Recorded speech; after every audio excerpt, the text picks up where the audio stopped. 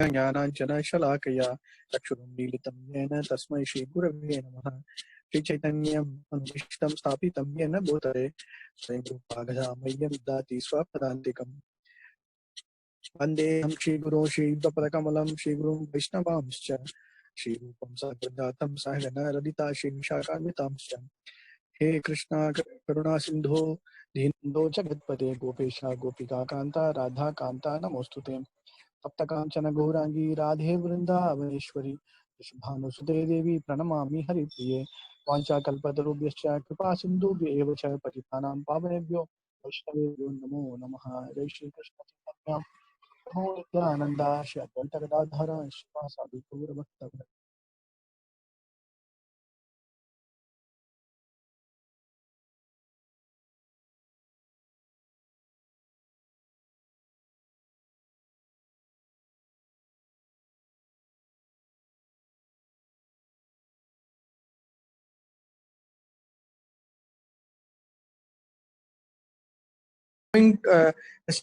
For last 2 days we have been in Radhakund. So today we will go to Rajasthan. From Radhakund we will go to a place called Deeg and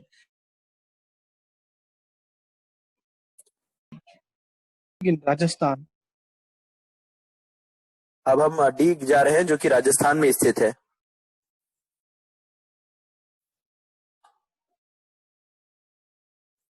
और I don't know. So आज हम नर नारायण ऋषि के दर्शन करेंगे जो कि बद्रीनाथ में स्थित है। First village we are going to is called Gantoli village. तो हम राधाकुंड से अब राजस्थान की ओर प्रस्थान कर रहे हैं और जिस प्रथम गांव में हम प्रवेश करेंगे उसका नाम है गंथोली। Very specifically in Chaitanya Charitamrita, this Gantoli village is mentioned where very nice pastime of Mahaprabhu when he came to Brajamandala Parikrama, when he had darshan of Govardhan. He wanted to have darshan of Gopala deity on top of the hill, Govardhan hill. So he was just hankering, how do I take darshan? So he was just waiting. He was just waiting for a few days near Uddhavkund, near that Prakat Stali and all he was staying. तो ये गंदौली गांव जो है ये यहाँ पे महाप्रभु की लीला से संबंधित है। चैतन्य महाप्रभु जब गोवर्धन परिक्रमा या वृंदावन की यात्रा पे आए थे, उस समय गोवर्धन परिक्रमा के दौरान वो गोवर्धन पर्वत के निकट परिक्रमा कर रहे थे, तो वो गोपाल जी के जो प्राकट्य स्थली है उस गोपाल जी के विग्रह का दर्शन करना चाहते थे और उनकी इच्छा थी कि वे जो है गोवर्धन पर अपने पांव न रखें, क्योंकि गोवर्धन जो है वो भगवान कृष्ण के सम ही है। वो यहाँ तक कि ऐसा प्राय मान्यता है कि गोवर्धन और भगवान में कोई अंतर नहीं है। और उसी दौरान वो इस स्थान पर वो इंतजार कर रहे थे कि कब किसी तरह से उन्हें गोपाल जी के दर्शन हो जाए। Mughals started attacking all, give darshan to Mahaprabhu. So the local people, the Vrajavasis, they took the Gopal deity and to hide Gopal deity from the Vrajavasis, they brought down from the hill and then kept in one of the Brahmanas' house in Kantoli village. So Mahaprabhu is on the Parikrama side. He was watching that all the people were just secretly going to Kantoli village and taking darshan and coming back. So when he inquired what is happening, then they revealed that they have brought the Gopal deities here, so he can go and take darshan. So he became very happy, and he went there. He did his kirtan, and he stayed there for 2-3 days, taking darshan of Gopal deity in Gantoli. उसी काल में मुगलों ने वृंदावन के ऊपर आक्रमण कर दिया, व्रज में आक्रमण कर दिया और सारे जो पूजा स्थली थी उनको तहस नहस करने लगे।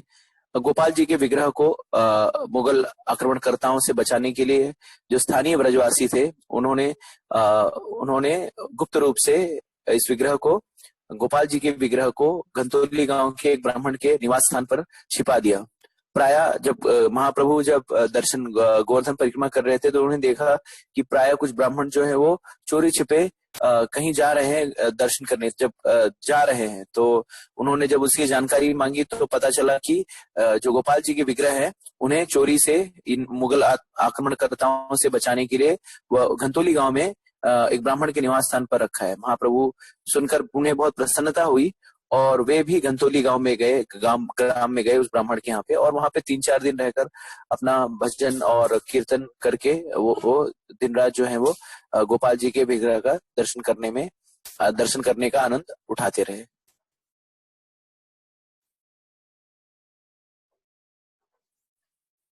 Some real problem is going out and coming back. Past Kusum Sarovar, the Narada Kund, and towards a place called Bhaj.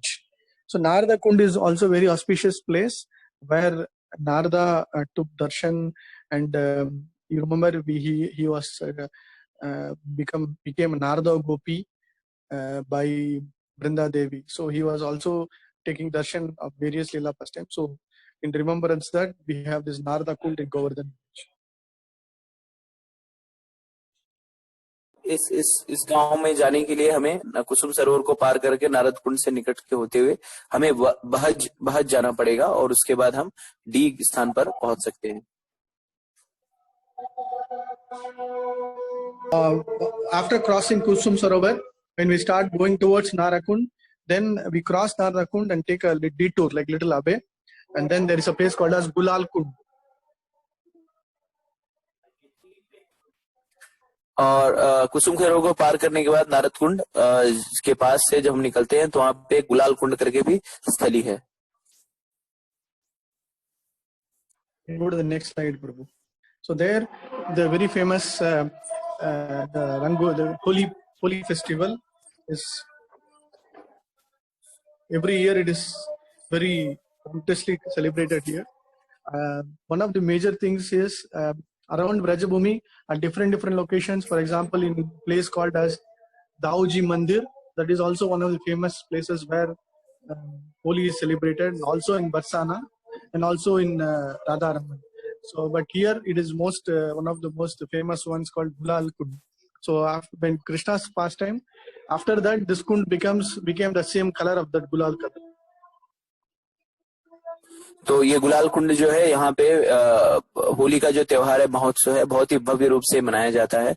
और जैसा कि ब्रज में अन्य स्थानों पर भी होता है, जो प्रमुख स्थल है जहाँ पे होली का त्योहार बड़ी भव्यता से मनाया जाता है वो राधा रमन जी के मंदिर और दाऊ जी के मंदिर में भी, और प्राय ब्रज में हर जगह ही होली जो है बहुत ही विशाल रूप से उसका आयोजन होता है। तो इस स्थल पर भी होली का आयोजन हुआ। लीला ऐसी है कि यहाँ पे भगवान कृष्ण जो है उन्होंने गुलाल खेला था और उस लीला के वजह से इस कुंड का जो ये स्थली जो भी है वो भी गुलाल के रंग में रंग गई थी। Even now the color, if you see on the photo, it is the same color is permanently there. जैसा कि आप अपने मोबाइल पटल के जो छाया चित्र में देख पा रहे हैं, अभी भी इस स्थल का जो रंग है, इस स्थल की जो भूमि है वो गुलाली रंग में है। Okay, next slide. Hare Krishna.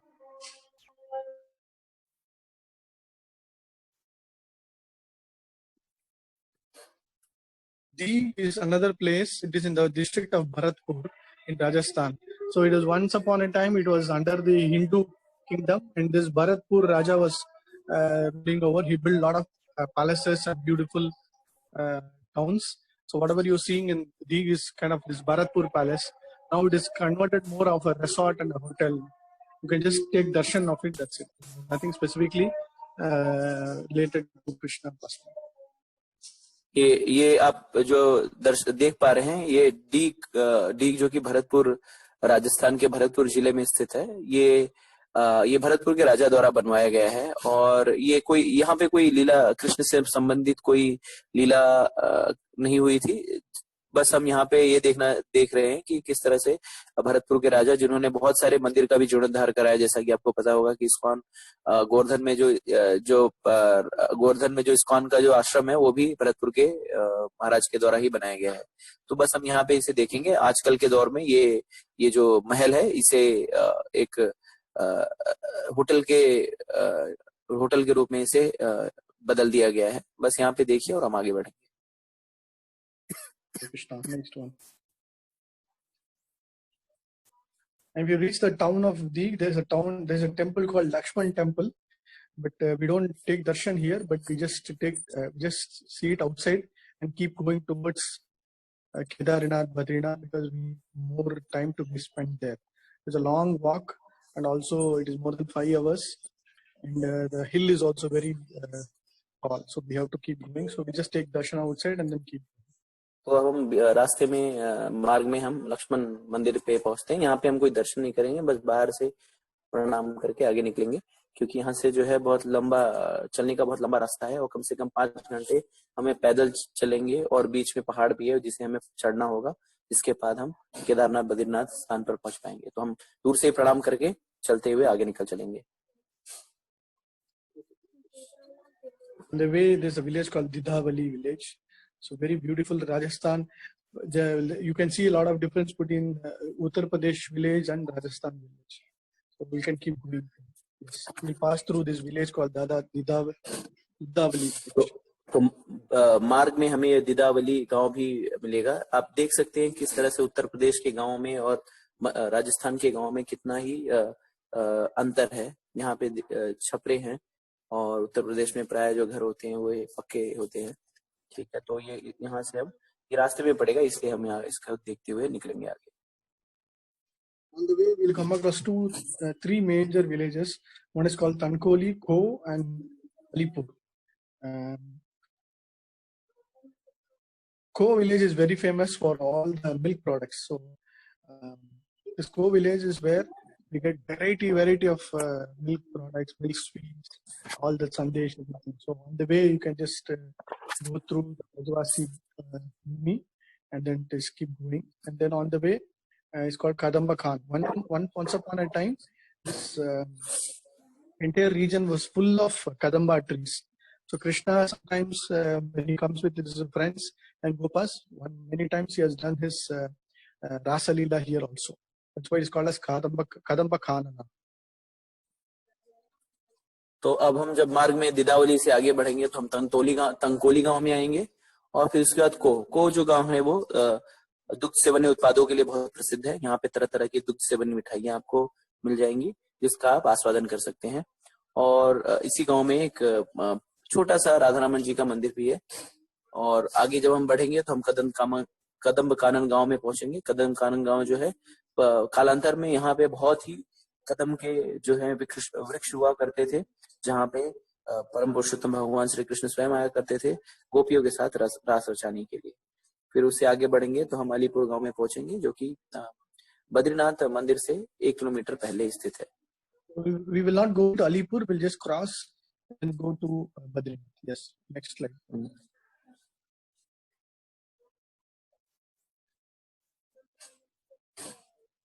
So on top of this is on top, like we have to climb the hill Parvat.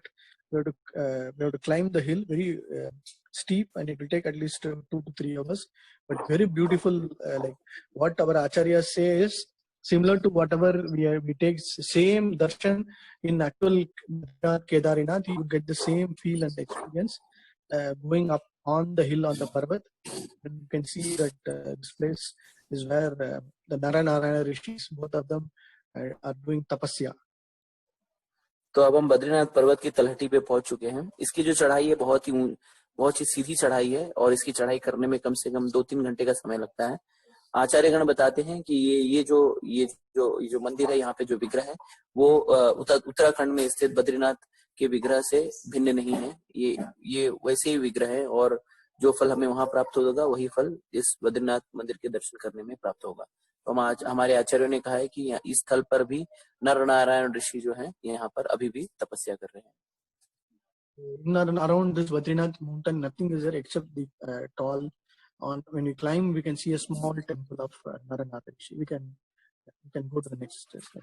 तो इस बद्रीनाथ मंदिर के निकट कोई भी चीज आपको नहीं मिलेगी सिवाय एक छोटे से मंदिर की, जो नरनारायण ऋषि के लिए है. You can take darshan of both of them, Naranara and Rishi there. तो आप अपने मोबाइल के पटल पर नरनारायण ऋषि के दर्शन कर पाएंगे बाईं ओर. Both of them are in the tapasya state.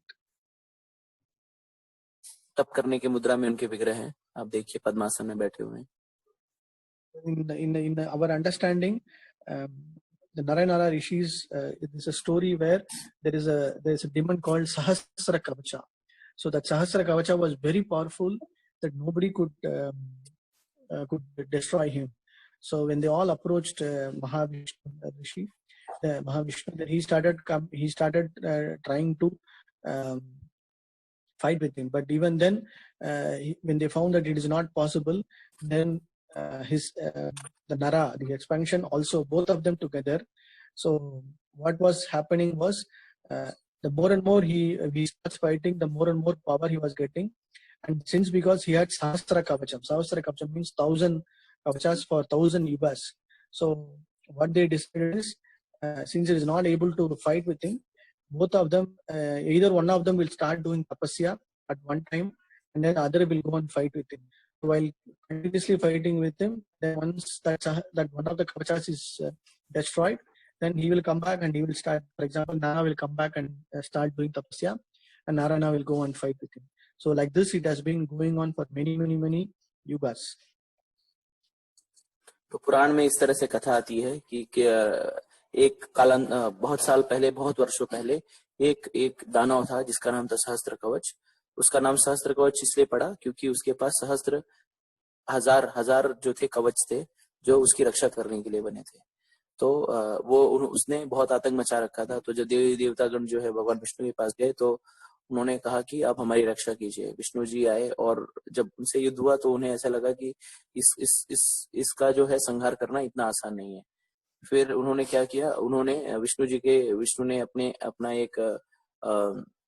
एक स्वरूप किया, नर और नारायण. सो नर और नारायण दोनों मिलके फिर वो जो है उसका सहस्त्र कवच से युद्ध करने लगे. तो उन दोनों के बीच में ऐसी योजना थी कि जब नर जाएंगे युद्ध करने, तो नारायण जो है वो तपस्या करेंगे, और जब नारायण जो है युद्ध करेंगे तो नर जो है तपस्या करेंगे. तो इस तरह से एक बार नर जाते थे और सहस्त्र कवच का एक कवच तोड़ के आते थे, तो उस दौरान नारायण जो है तपस्या करते थे. जब नारायण जाते थे सहस्त्र कवच से युद्ध करने, तो नर जो है तपस्या करते थे. उस दौरान नारायण जो है वो एक कवच तोड़ के आते. इस तरह से, इस प्रकार से ये जो युद्ध है कई वर्षों तक चला. Yugas, many yugas. कई युगों तक चला, माफ कीजिए. And they are in the form of Rishi. So everybody will say Nara, Narayana, Rishi. So when they are always doing tapasya, so all of them will they consider them, all the other demigods, all the devatas, everybody will consider them as Rishis, and still they are in Kedarinath, in Badrinath, in Uttarakhand. So चूंकि ये जो नर नारायण थे, ये दोनों ऋषि के स्वरूप में थे, ऋषि का वस्त्र धारण करते थे और तप करते थे, इसलिए इस वजह से इन्हें नर नारायण ऋषि के नाम से भी संबोधित किया गया. और ऐसी मान्यता है कि नर नारायण ऋषि आज भी इस स्थल पर तपस्या में लगे हुए हैं.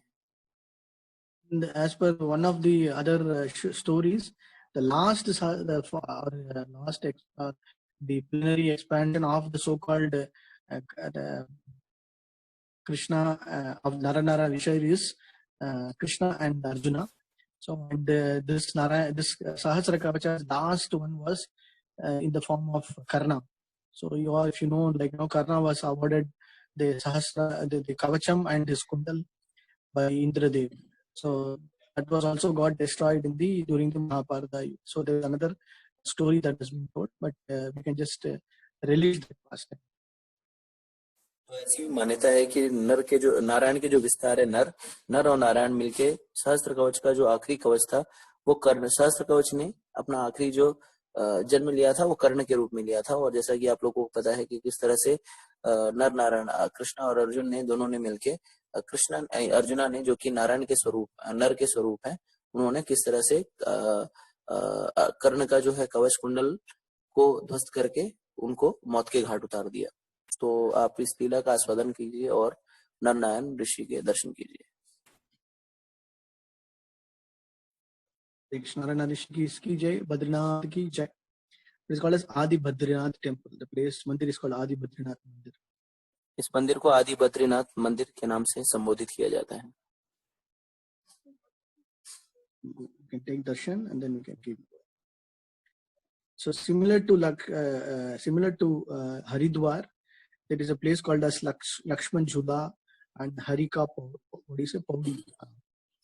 So like the bridge, the hanging bridge in Rishikesh. So similarly, there is a place called as Lakshman Jhula and Hariki Paudi. That also we can take darshan here.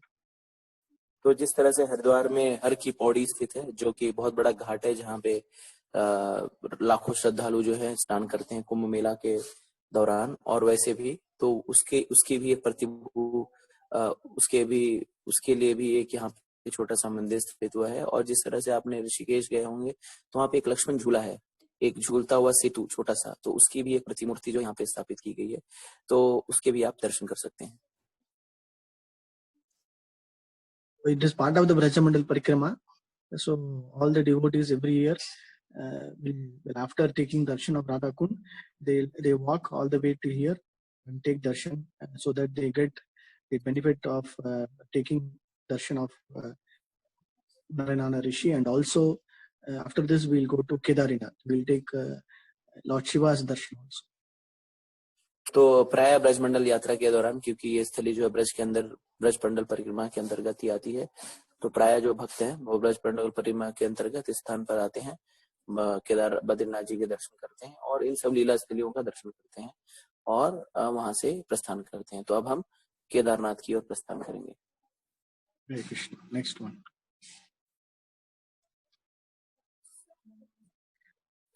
So you can take a closer picture. Yeah, yes. I think there's a closer this one also. This Kund is very famous. It's called as Tapasya Kund. So here usually the devotees take bath and take Tirtham also. So Kund is also here for the Narayana Rishi. So this photo is much more closer picture that you can take darshan, and the place is called Tapasya Kund. On the, like when you keep down, like coming downstairs, you can take darshan of this Tapasya Kund.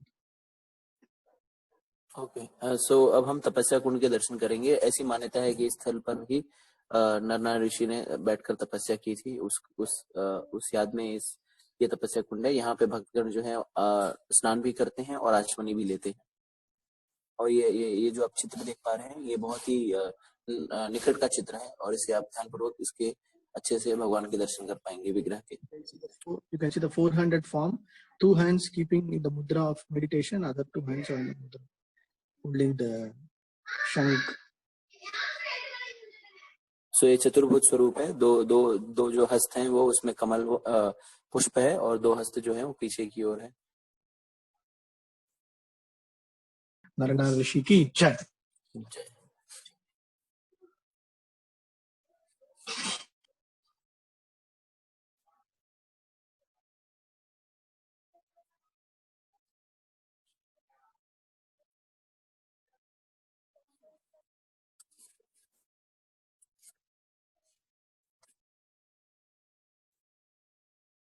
Prabhu, I think you missed one slide.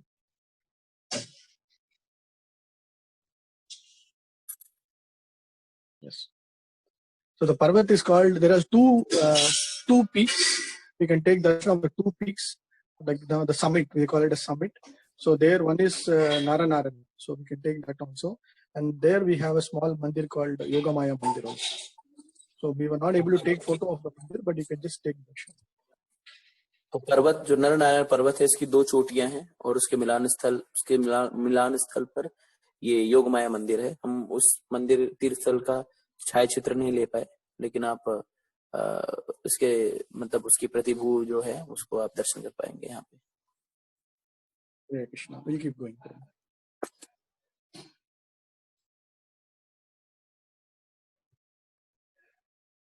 So there's a new temple that was built. There's a village called, I don't know, how do you spell in Hindi?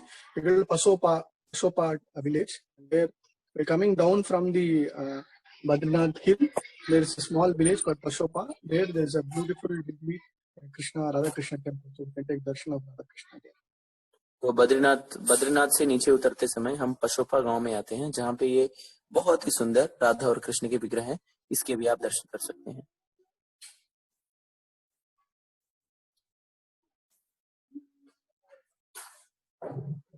Next.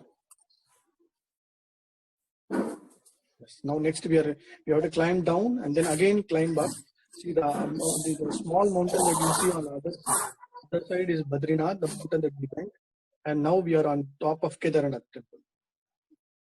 तो हम अब उतर के बद्रीनाथ से अब हम केदारनाथ पे पहुंच गए हैं, जो कि पर्वत के शिखर पर स्थित है। You see on the screen the one mountain you can see little far away, that is Badrinath, and this side is Kedarnath. तो आप अपने मोबाइल पटल पे छायाचित्र में देख पा रहे हैं कि उस ओर आपको एक पर्वत श्रृंखला दिखाई दे रही है। वो पर्वत श्रृंखला जो है वो बद्रीनाथ की है, और आप इस पर्वत श्रृंखला जहाँ पे खड़े हैं वो केदारनाथ की है। तो उस पार केदारनाथ, इस पार Badrinath. Kedarnath is also very same Kedarnath that we take darshan of God Shiva, Shiv Mahadev. So the same Mahadev is in the form of lingam under a cave, very small cave, and lingam is also we can take darshan of Shiv lingam. तो ये केदारनाथ जो है वो जो उत्तराखंड में जो केदारनाथ स्थित है उससे भिन्न नहीं है, और यहाँ पे कंदरा के अंदर, एक छोटी सी कंदरा के अंदर शिवलिंग उपस्थित है, जिसके आप दर्शन कर पाएंगे। You have to take steps. सीढ़ियों से आपको नीचे उतरना पड़ेगा और कंदरा में प्रवेश करना होगा। जो कंदराएं हैं वो आप देख पाएंगे। Yeah, you can keep going. कंदरा का प्रवेश द्वार आप देख पा रहे हैं अपने मोबाइल पटल पर। So that is the cave on top of which there is one flag. Devotees have to walk. Yes, can keep going. एक छोटी सी कंदरा है, और कंदरा के शिखर पर एक पताका फहरा रही है। प्रवेश द्वार से आप अंदर जाएंगे और शिवलिंग के दर्शन करेंगे। So we can go.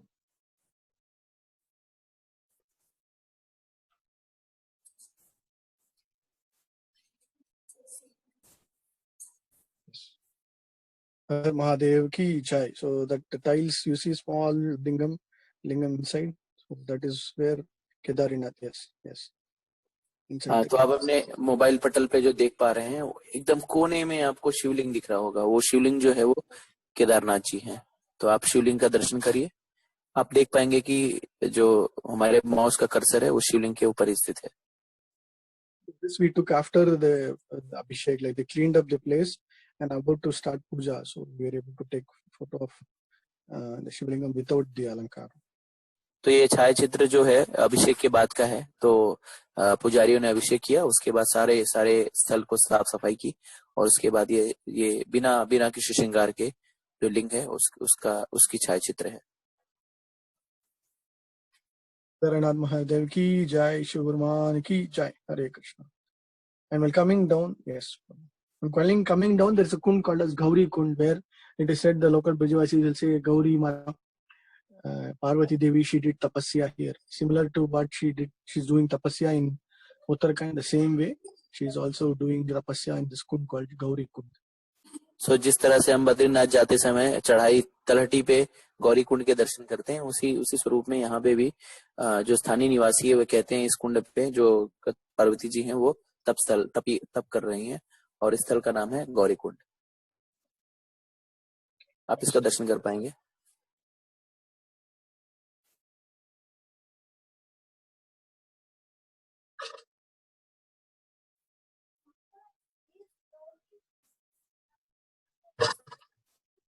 Hare Krishna. So we will keep coming down.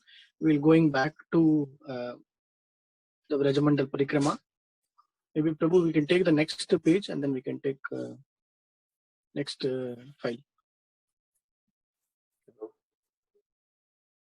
I think we can. Okay, yeah. Last 1 minute is there. Maybe we can disconnect. We'll come back to the Brajbhumi where we will go to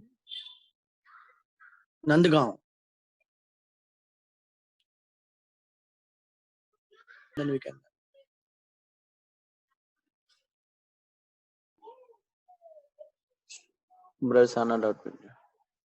Shastras, Barsana is one of the most auspicious places where we will get Krishna Prem just by having darshan of Srimati Radharani, just by touching the place, just by just going there, feeling the place, just walking up to the Barsana place, we will definitely get that Krishna Prem. तो ऐसा शास्त्रों में वर्णन है, आचार्यों के द्वारा बताया गया है कि अगर आपको कृष्ण प्रेम चाहिए तो आप सिर्फ बरसाना जाने मात्र से वहां के ब्रजधूली और वहां के भाव को सोचने और उसको महसूस करने मात्र से ही आपको बड़ी ही आसानी से कृष्ण प्रेम मिल जाता है.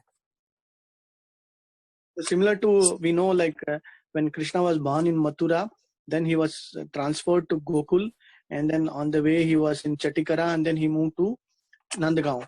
So similarly, Srimati Radharani was born in Raval, and after that sometime in Basanti, and then with Vrishabhanu, the whole family, they moved, his entire community, they moved to this place called Barsana or Varsana. तो जिस तरह से हम जानते हैं कि भगवान कृष्ण का जन्म जो हुआ था वो गोकुल में हुआ था, गोकुल से मथुरा में हुआ था, मथुरा से वो गोकुल आए, गोकुल से वो छठीकरा होते हुए नंदगांव गए. उसी तरह से राधा रानी का भी जन्म जो था वो रावल में हुआ था, रावल से होते हुए वे बसंती गांव होते हुए सारा उनका जो सारा परिवार है वो बरसाना में बस गया. So this Barsana, there is a hill called as Brahmagiri. The hill itself is manifestation of Lord Brahma. तो इस बरसाना में एक पर्वत स्थित है जिसका नाम है ब्रह्मगिरी. ये ब्रह्मा जी से भिन्न नहीं है.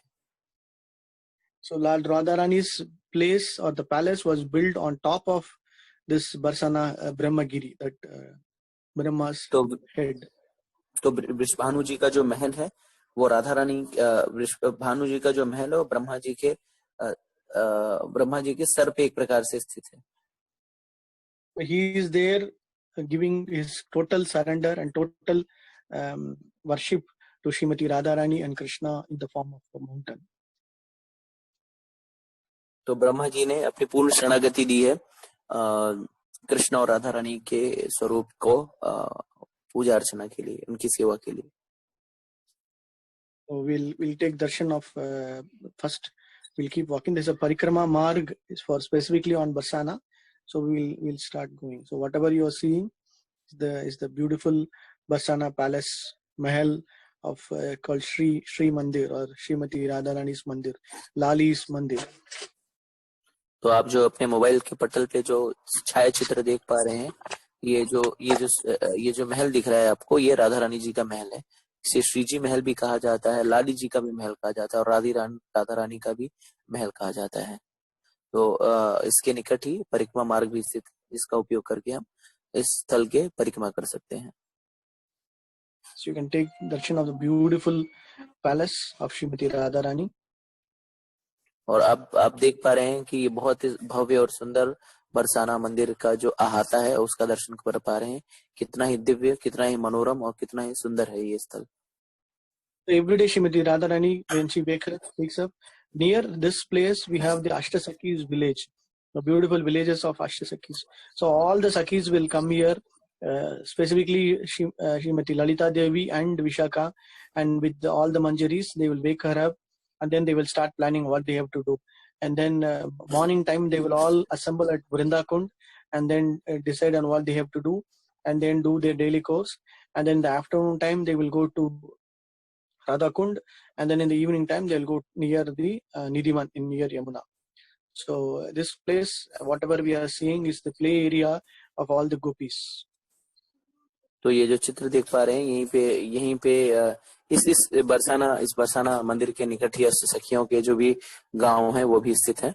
और प्राय जो अष्ट सखियां हैं जैसे मुख्य तौर पर ललिता और विशाखा सखी, ये अन्य मंजरियों के साथ सुबह सुबह यहाँ पर आती थी और राधा रानी जी को उठाती हैं और फिर वो सब जाके वृंदावन जो स्थल है वहां पे वो लोग ये चर्चा करते थे आज क्या करना है, किस प्रकार की अपनी लीलाओं, क्या लीला आगे करनी है, क्या इस तरह से क्या करना है, उस तरह का उसका विचार विमर्श करते थे। दोपहर के समय में वे सब जो है साथ मिलकर राधा कुंड जाते थे, राधा कुंड श्याम कुंड जाते थे, और फिर रात्रि के समय वो लोग निधिवन में निवास करते थे। And this palace and all was reconstructed many times. Whatever you're seeing is all the beautiful reconstructed palaces by kings of various Hindu kings of Rajasthan, Mewar, etc. तो ये जो राजमहल है, राधा रानी का जो राजमहल है, इसका कई बार जो है इसको कई बार उसका जीर्णोद्धार किया गया है, कई बार इसे विभिन्न रूपों में बनाया गया है।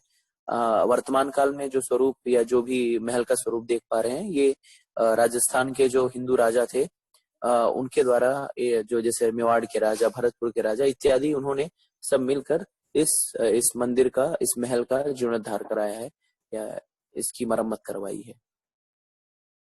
Big darshan, we can go to the next one. Yes, there is also one side picture. Yes, okay. So you can take darshan. Usually photography is restricted, but if we are fortunate, then we can take little more closer darshan. So this is the main mahal or the Jagan Mohana. ये गर्भगृह के ठीक निकट ये जो है आहता है। यहाँ पे छाया चित्र लेना जो है वो प्रतिबंधित है, लेकिन अगर आप बहुत ही भाग्यशाली हैं तो आप बहुत ही निकट से जाकर छाया चित्र वगैरह ले सकते हैं। Lot of devotees across the world, they usually come here to take darshan of Srimati Radharani Lali. पूरे विश्व से जो है भक्तगण वो इस स्थल पर आते हैं राधा रानी अथवा लाली जी के दर्शन करने के लिए। It is very important that when we go to Vrindavan to get the Krishna Prema, all we have to do is just to caught hold, or we have to hold Srimati Radharani's lotus feet. Then we will all be merciful, because Radharani is mercy personified, and she will recommend our bhakti, our way of sadhana to Krishna. तो जब भी हम वृंदावन जाएं दर्शन करने के लिए, यात्रा करने के लिए व्रज में जाएं, तो कृष्ण प्रेम पाने का सबसे सरल और सुगम तरीका यह है कि हमें राधा रानी के चरणों की शरण ले लेनी चाहिए। राधा रानी जो है वो करुणा की प्रतिमूर्ति हैं, और अगर राधा रानी ने हमारा नाम जो है वो कृष्ण के सामने प्रयोजित कर दिया या हमें प्रयोजित कर दिया, तो हमें कृष्ण प्रेम या कृष्ण से मिलने से कोई नहीं रोक सकता। तो हमें अगर कृष्ण प्रेम चाहिए तो सिर्फ बड़ी आसानी से राधा रानी जी ही दे सकती हैं। Many years ago, when we were in Vrindavan, one day before Radha Ashtami, we were about to leave, and we were going for parikrama, and then we were told when we were talking with a Vrajavasi, and Vrajavasi mentioning, tomorrow is Radha Ashtami, you should stay. And but we told we have to go. But then they said, even if you don't stay for Lala's Ashtami, but you have to stay for Lali's day. So like that he told. Then we realized throughout Vrindavan, Radha Ashtami is more pomp and celebrated with so much of vigor and so much of festivity than Janmashtami, Krishna Janmashtami. तो प्रभु जी अपनी यात्रा का वृत्तांत बताते हुए सुनाते हुए बता रहे हैं कि एक बार जब वो वृंदावन की यात्रा पे गए हुए थे, व्रज की यात्रा पे गए हुए थे, उस दौरान वो कुछ खरीदारी करने के लिए निकले थे, और फिर कुछ ब्रजवासियों ने बताया कि कल राधा अष्टमी है, और तो फिर उन्होंने कहा कि ठीक है। तो उन्होंने कहा कि तो प्रभु जी को वहां से निकलना था, तो वो ब्रजवासी ने प्रभु जी को बताया कि राधा अष्टमी, अगर आप कृष्ण जन्माष्टमी पे नहीं रुकते तो कोई बात नहीं, लेकिन राधा अष्टमी पे आपको जरूर जो है ब्रज में रहना चाहिए। तो प्रभु जी कह रहे हैं कि उन्हें ये समझ में आया कि किस तरह से राधा रानी का जो जन्मोत्सव है उसकी कितनी महत्ता है, और ब्रजवासियों के हृदय में राधा रानी के प्रति कितना प्रेम है, और वो उनके जन्मोत्सव को कितने भव्य तरीके से और कितने विशाल तरीके से उसका आयोजन करते हैं, ये भी इस चीज से प्रदर्शित होता है। We can go to next slide, Prabhu.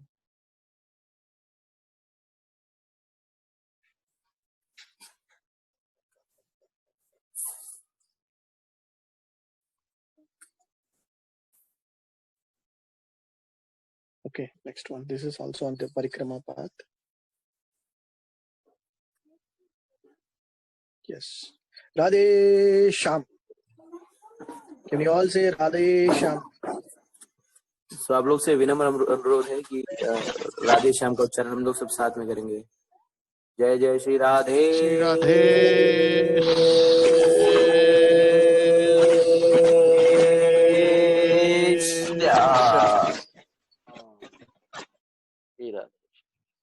You're taking darshan of Lalaji and Lali. One of the most closest photograph, whatever you're able to see.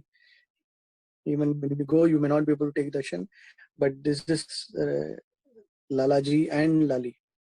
So wherever you have, whenever you go to Vrajabhumi, Vrajadham, the Vrajavasis have Lala and Lali in their heart. So instead of calling Krishna, they will call Radhe, Radhe. So just by calling Radhe, it is said that Krishna will be there. So instead of, we do not get the qualification of calling Krishna directly, but just by calling Radhe, then Krishna will be very happy. He will just come there. Oh, somebody is calling my Radha. I have to be there. So he will also rush there. Radhe. आप जो ये छाया चित्र देख पा रहे हैं, बहुत ही दुर्लभ छाया चित्र है और बहुत ही निकट से लिया गया है, जिसमें आप लाला और लाली, कृष्ण और राधा रानी को देख पा रहे हैं। तो प्राय जो है व्रज में कोई कृष्ण का नाम नहीं पुकारता। ऐसी मान्यता है ब्रजवासियों में कि जब हम राधा रानी का नाम लेते हैं तो कृष्ण जो है स्वतः वहां उपस्थित हो जाते हैं। तो प्राय ब्रज में लोग जो है एक दूसरे को राधे कहकर संबोधित करते हैं। तो जब भी भगवान जो है राधा शब्द का उच्चारण सुनते हैं तो समझ जाते हैं कि मेरी राधा रानी को कोई पुकार रहा है, तो मुझे भी वहां पे स्वयं उपस्थित होना चाहिए। तो राधा कहने मात्र से ही हम कृष्ण को भी अपने पास बुला सकते हैं। There the Brajavasi will say Thakur, Thakur, but for them Thakur is like another family person in their home. But Radha Rani means very, very special for them. तो कृष्ण को प्राय कई बार जो है ब्रजवासी ठाकुर भी कहते हैं, ठाकुर जी ठाकुर जी ठाकुर जी। तो ठाकुर जी का अर्थ प्राय इस तरह से माना जाता है कि कोई घर का कोई करीबी अपना व्यक्ति।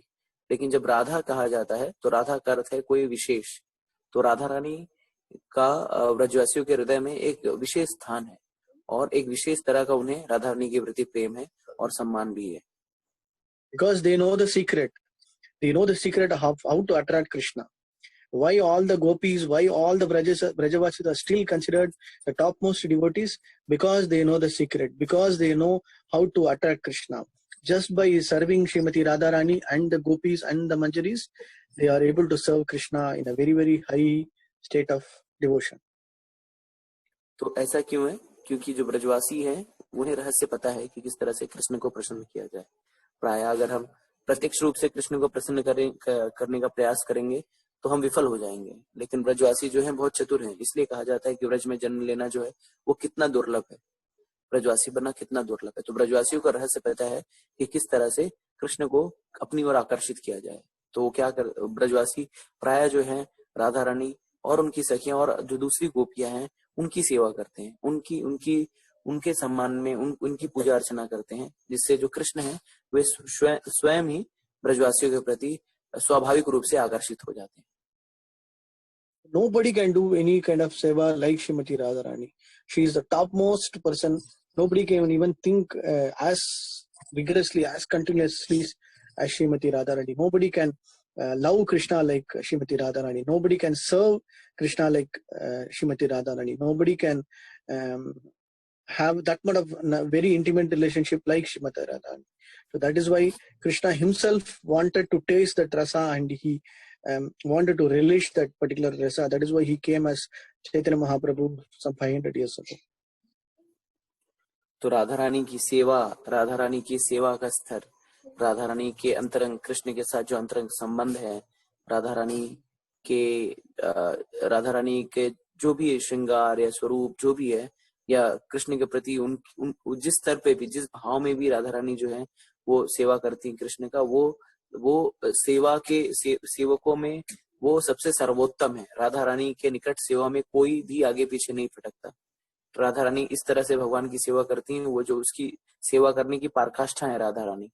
तो राधा रानी के भाव को समझने के लिए कि राधा रानी को मेरे प्रति, या कृष्ण ऐसा सोचते हैं कि राधा रानी, मतलब भगवान सोच रहे होते हैं कि कृष्ण राधा रानी को मेरे प्रति इतनी तीव्रता क्यों है, इतना क्यों प्रेम है, इतना इतना इतना क्यों सेवा में वो मेरे लिए तत्पर रहती है। इस भाव को समझने के लिए भगवान स्वयं जो है आज से 500 वर्ष पूर्व चैतन्य महाप्रभु के स्वरूप में आए, ये जानने के लिए कि भक्त के अंदर इतनी तीव्रता क्यों होती है भगवान को समझने। राधा रानी के अंदर मेरे प्रति इतना आकर्षण क्यों है, इतनी सेवा का भाव क्यों है, इतना प्रेम क्यों है। इन सारी चीजों की, इन सारी विषय वस्तुओं को जानने के लिए ही भगवान स्वयं जो है वो एक चैतन्य महाप्रभु के स्वरूप में आज से 500 वर्ष पूर्व उन्होंने अवतार लिया। So Krishna says, I can reciprocate with all the devotees. So whomsoever, to whatever extent they are able to devotion, I can make them happy. But I am not able to fulfill, or I'm not able to equalate with the gopis and Srimati Radharani. So whatever they are able to do, I am unable to reciprocate. I'm unable to fulfill the same equal, same higher devotion and higher love and affection. तो भगवान कहते हैं कि मैं भक्तों के साथ उसी प्रकार से आदान प्रदान करता हूँ जिस प्रकार से भक्त की शरणागति होती है। तो जैसी शरणागति होती है उसी तरह से भगवान जो है इस भक्त के साथ आदान प्रदान करते हैं।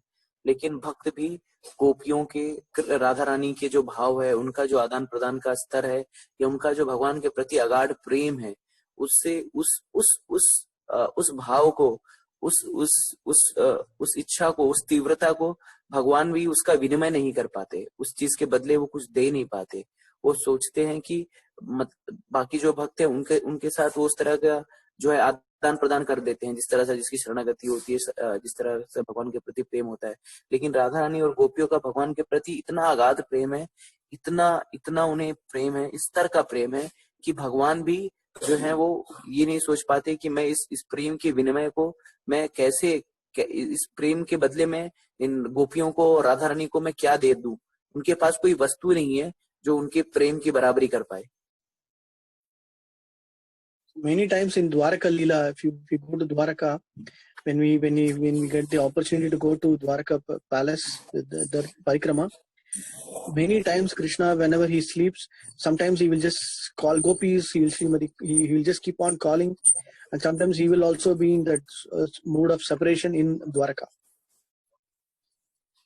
So अब द्वारका लीला में देखेंगे तो भगवान भी वहां पे गोपियों के विरह में हरदम चिंतित रहते हैं।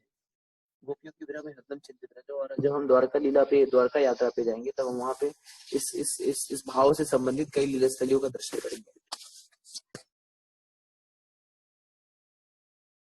I think today you start meditating. Today we'll stop here. Just meditate on Srimati Radharani and Krishna. Tomorrow we will continue with the same mood and bhav of Barsana. Barsana Dham ki jai, Shri Radha Krishna ki jai. Radhe Shyam. सो आप लोग से अब यहीं पे आज हम बरसाना धाम में विश्राम करेंगे। सो आप लोग से विनम्र अनुरोध है कि आप लोग अब क्योंकि बरसाना धाम में आप लोग हैं तो यहाँ पे राधा रानी के विषय में आप लोग ध्यान कीजिए, चिंतन कीजिए, मनन कीजिए, और गोपियों के विषय में कि किस तरह से वे भगवान की सेवा में निरंतर तत्पर रहती थी। और आगे की यात्रा जो है बरसाना धाम की परिक्रमा जो है उसकी शुरुआत हम कल करेंगे। हरे कृष्णा। सो जिससे प्रश्न पूछना है